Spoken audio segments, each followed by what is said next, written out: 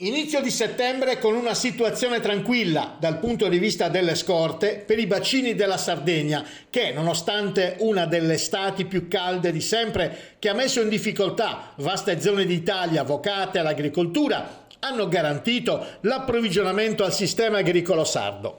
Il bacino del Maccheronis, che garantisce l'irrigazione del distretto irriguo del Posada, segna infatti livelli superiori rispetto a quelli dello scorso anno, con 8,61 milioni di metri cubi.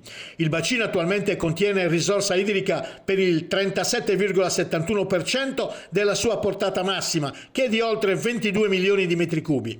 I consumi nell'ultimo mese di agosto sono stati di circa 23,3 milioni di metri cubi, superiori di circa mezzo milione rispetto a quelli dello stesso mese del 2021, che si sono fermati a 22,9.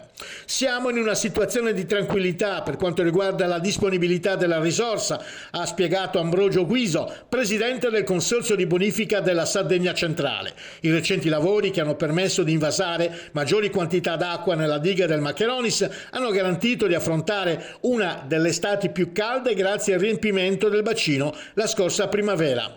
La garanzia della presenza di serbatoi di accumulo così importanti è il frutto del lavoro di anni in cui si è sofferto tantissimo. Questo dimostra, ha concluso, l'importanza delle infrastrutture, della loro costante manutenzione assieme all'impegno per migliorare ancora di più l'efficientamento della risorsa. Per questo ora, con l'arrivo dell'autunno che dovrebbe portare piogge e nuovo invaso d'acqua, possiamo dirci abbastanza tranquilli.